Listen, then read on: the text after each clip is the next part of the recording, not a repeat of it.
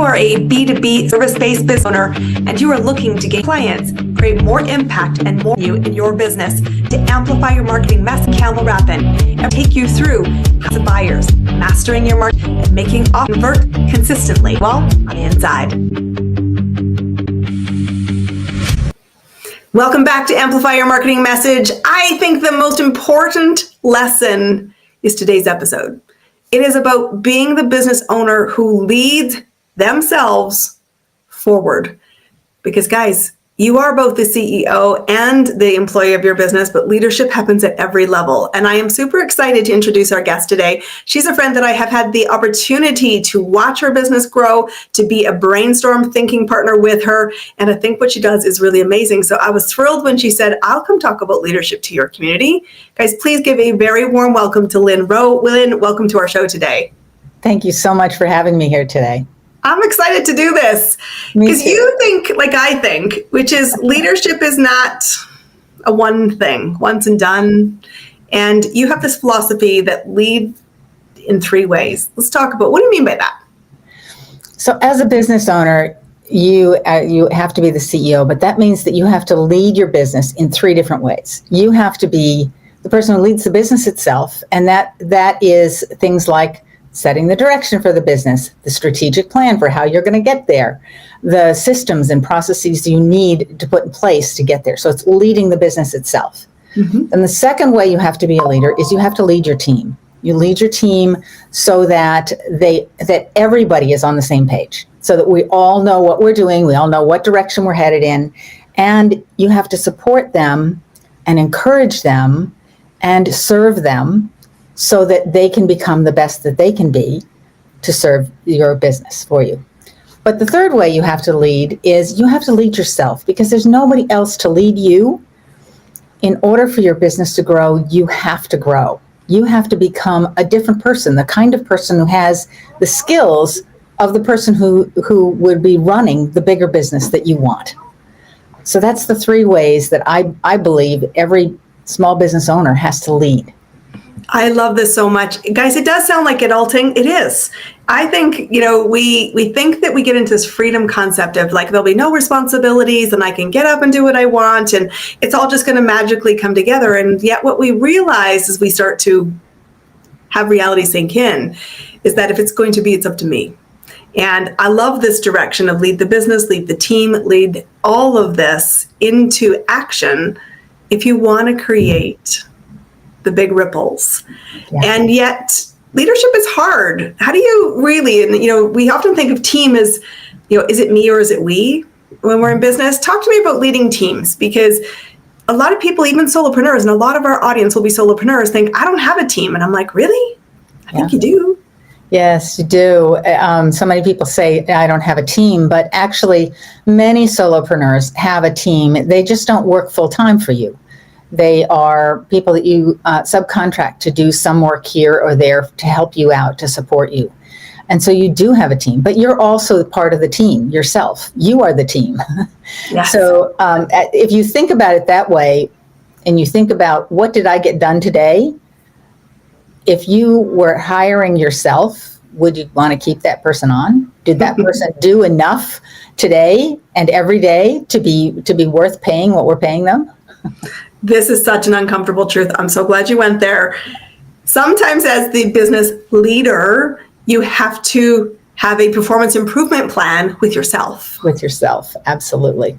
Because you don't get paid to show up. As an entrepreneur, you get paid when you get results, and results that come in the form of clients being served, money in exchanging hands, opportunity being created that lead to money exchanging hands. And I love that you see a team broadly. I'm curious, in your business, who was the first person, role, responsibility that you saw really when you start to go, oh, I've got a team? When did that first happen for you? I think when I first hired a bookkeeper. I feel like for most small business owners, having someone to keep the books is the first step you need, because most of us as business owners are not people trained in finance, trained in bookkeeping, trained in accounting. We don't really know that area. And when we try to do it ourselves, so often I see my clients, they get so mixed up with what they've got. One client said to me a can you please take a look at my books, because I know I should have money, but I don't have money, right? And we did do a deep dive into his books, even though I'm not a bookkeeper, but I was able to look at his books and say, okay, first of all, you've got almost $100,000 out there waiting to be collected that you haven't collected. Right? So common. I've done all the work, but I'm scared to get invoiced and paid. Exactly. And then you've got this other business, you've got a lot of business, and he's still finding, and this was months ago, and he's still finding places where he's bleeding money because he's not charging for services that they're providing. So, and the same client actually also said to me, I haven't raised my prices in 7 years. Now, he's an IT professional, and, the cost of everything has gone up in 7 years, right? Yeah. He hasn't raised his prices. So he was wondering, why am I not making money? Because I was making money. Well, of course you were, but that was 7 years ago you were making money. Yeah. Today you're not. So, it's a lot of things that a bookkeeper can look at your books and say, yeah, this is a place where you're losing money. This is a place where you're bleeding money. And this is a place where you can very quickly find some of that money that you're missing, right? I think it's important you talk that is one of the first team members you personally brought on board. I think it was definitely early in my days as well. And for me, I'm a bit unusual because I could do the P&Ls. I could do that because of my education that came before my business, but I don't want to. No, I didn't want to. I could do it, but I don't want to. I could, and I probably make her crazy because, when I see the P&L and I'm like, why is there $6.70 in that journal entry? And she's like, really? I'm like, I know I shouldn't have anything in that category, but your financial people are part of your team. It's not just your virtual assistants, not just your tech stack. Your financial people, whether they be a bookkeeper, a CFA, a certified professional advisor, whether they are your tax people, they are your team. They're there to help guide your business with the support of the strategy and the vision and all of the action. And I love that you brought this to the table. So I want to make the point also that they're part of your team, but that doesn't mean you just let them do it and run with it and you never look at it. Yes. Because that's the other thing that happens. I see a lot of people say, well, I've got my bookkeeper doing that, but they never look to see, is the bookkeeper putting things in the right buckets? Or is my money going to the right places and in the right amounts? It's really a conversation you should be having at least once a month with your bookkeeper. Is everything going where it's supposed to be? Because if you wait and you don't do it every month, oh my God, it can be such a mess to try to fix, at the end of the year. 100%. What's interesting, even beyond that, is your leadership is not the same as abdicating. Right? So you can say, I hired somebody and I delegated this, but leadership doesn't disappear simply because you now have team. You said it when we started. You said a big part of this is leading team. It's setting the oversight, setting the standards, checking, yes, to a degree, the work, because at the end of the day, the buck stops with you because you're the leader of the organization. And your ultimate job is the survivability of the organization. And money is a very big role to play here. And if you're looking at your books at least once a month, you're able to see trends. This trend is starting to happen bad, or this trend is happening and that's good. And you can do more of the good and less of the bad, or you can stop the bad from bleeding before it becomes a really big deal. So that's another piece of it. Just looking at things and looking for the trends, because not everybody, as a CEO, that's part of your job, is seeing the trends. Where are we headed, and are we headed in the right direction? And not everyone, even your accountant and your bookkeeper, are trained to be looking at those kind of trends. No. And your ultimate job, and I think the CEO is an interesting mindset for solopreneurs or entrepreneurs in the emerging space, because many of us never, one, comfortably think about that hat or have really thought about what does a CEO do other than what we hear in the news, which is they get paid a lot of money. And I always say all the time, I don't want to be a CEO. That's why I don't want to be the CEO. And I say the CEO does have an amazing role to play. They hire the brightest people around them that they can justify their pricing around, and you get them to be the experts. You don't abdicate responsibility, but you hire smart people, and when they need support, you're the oversight. Right. You are the person still solving problems. You're looking for the patterns. You have that view that's a little further ahead than the day-to-day, Yeah. but you still manage and oversee the day-to-day. And whether you wanted to aspire to being a CEO as a business owner, the buck You stops are. with you. Use whatever title you like. It's the same. Yeah, it is. You have to be the person who looks at it all. Yes. And that is both a beautiful gift and going, wow, who gave me Yeah. all of the freedom? You Yeah. did. The day you said yes. Yes. So I want to talk about leading yourself, though, because this is sometimes the biggest challenge. It really is. It really is. And it's a lot of people try to do it totally on their own, and I don't recommend that. I think, finding groups, maybe mastermind groups, maybe a coach, finding other people who have been there and done that, or can start to look at you and your business from a different perspective is hugely helpful. And I really believe they need to be someone who's not in your industry, because it's relatively easy to find information about how other people in your industry are doing things. Because you go to an industry conference or whatever, you meet other people who do it, and you naturally have those conversations.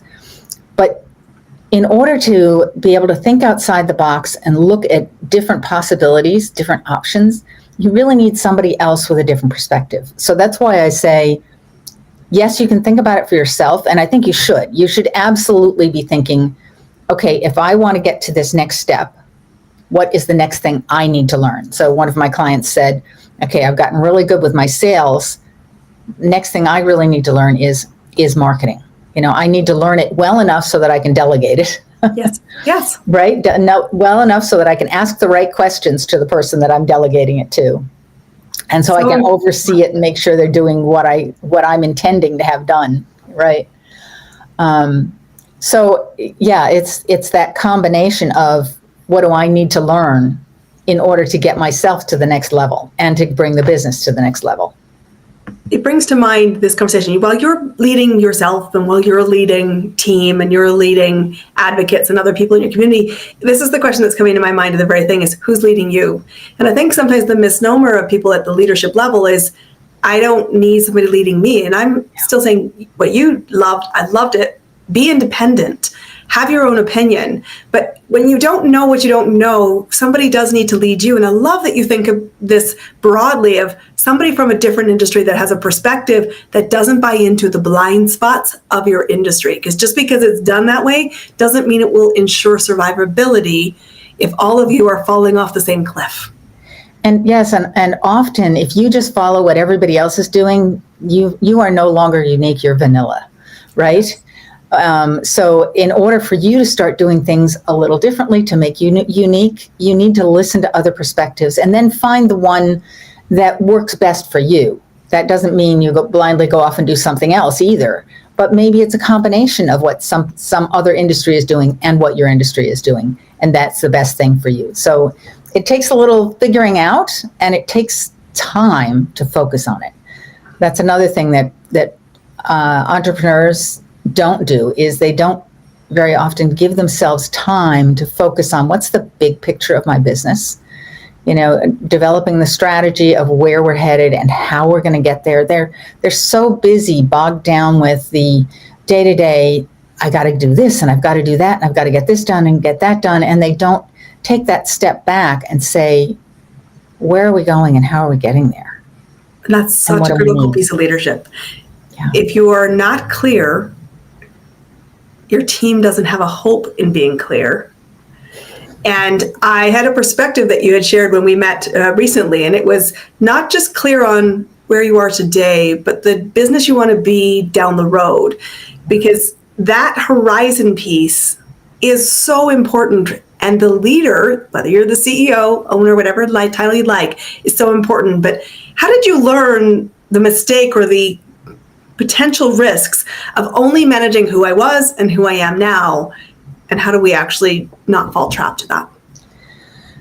So I came from a strategic planning background, corporate and not-for-profit. And when I first started this business, my daughter fell down some stairs and got a severe concussion at college. Dear. And she, of course, she called and said, "Can you bring me home?" We said yes, of course. And the doctor said, she'll be okay in about 2 weeks to 2 months. Well, in 2 months, she was not okay. And then they said, well, 2 months, 2 years. And in 2 years, she was not okay. She was still bumping into walls. She couldn't walk without assistance. She was falling down. Anyway, on and on. It was a rough time. And this was just as I started my business. And I had to think to myself, how do I build a business where I need to devote so much of my time to caring for my daughter? Mm-hmm. And I fell back on my strategic planning. Strategic planning for bigger businesses can be similar to strategic planning for a smaller business. And so I started with myself, and the question I asked is, what is the lifestyle I want to be living? And how do I design my business to support that lifestyle? So for me, at the time, it was, how do I have a lifestyle where I can still be there to support my daughter? And at that point, they were saying 3 years to maybe forever, she would be like this. And so I started planning for, how do I build my business and still have this ability to stay with her. So fast forward, it took 8 years for her to come back to normal, or relatively to normal. 10 years after the fall and the concussion, she was able to go back to college, and she finished college about a year ago she went back to college as a 28-year-old freshman and graduated about a year ago. So the story ended up being a happy story. So the second part of that is, every year you have to ask yourself, what is the lifestyle I want to be living? And how does my business support that, right? So my lifestyle no longer is, how can I be there for my daughter because she's independent at this point? But it's other things, how can I have time now to travel? Other things that I want to do. So that's a place to start. And that's where I start with myself and with all of my clients. So heard, Lynne, how are you doing this? Taking care of your daughter and doing, and building a business at the same time. And they said, can you do that with me? So that's how I started building my practice of doing strategic planning with entrepreneurs and helping them build the business that supported the lifestyle that they wanted.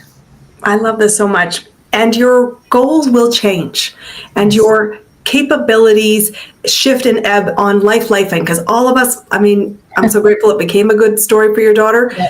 That isn't always the case. The silver linings don't always arrive in the timelines and the ways we expect. And I think the biggest shift in your momentum comes from, what do I want it to be? And what investments do I need to make today? What support do I need today? What team do I need today to get me to that place? Because If your business implodes, if you need to step away, you have not structured a business, you've structured a job, and yet you don't have the benefits and safety of employment that maybe you would have in a corporate environment. And that's a high risk strategy. Yeah, it is. In my case, I probably couldn't have maintained a corporate job at all. Yes. Because I needed to spend so much time with my daughter, and I was able to do that. So that was one of the nice things about being an entrepreneur, is you can make your own time. You can. And you can lead yourself to create what you want. Yes. That's the ultimate freedom of entrepreneurship. Yes. I love to ask all of my, go ahead. Yeah, I was going to say, the more money you earn as an entrepreneur, the more options, the more freedom you have to do the things you want to do. Yes. So I always say to clients, don't stay at the really lean part of this equation. Right. I want you to accelerate past it so that you actually do create the freedoms, and you have the resources, and you have the fun factor. Yes. Of, what do I want now? Well, we want to go do this in our business, and we have resources to do that. Yeah. And team and leadership around us that says, I'll step in. Exactly. Playing in the fun leagues. I love it. Lynne, I want to ask all my guests this, because I think it's important to see how diverse success looks like and how we choose to get there. So what are you doing right now in your business to amplify it, to find clients, and to create the life that you want at the success that you defined? So 2 things. One is I attend conferences where my ideal client is likely to be hanging out. right? I love to travel, and it gives me the opportunity to travel, and I usually try to tack a day or two onto whatever conference I'm going to enjoy. 100%. So that's one thing I'm doing, and the other thing I'm doing is setting up my own events so that I can meet with people and talk to them for more than just a few minutes, so that they have an opportunity to get to know me, and I have an opportunity to get to know them. I love it. You get to curate your own community, and you get to curate your own people. I love that so much. And I think there's such a big shift happening right now. And I was cringing the other day in my social media where the current mantra is swinging from you needed funnels, you needed tech, you needed me, you needed your systems, really complicated, to relationships are the new capital. I'm like, relationships were always the capital. They were always there. They were always critical.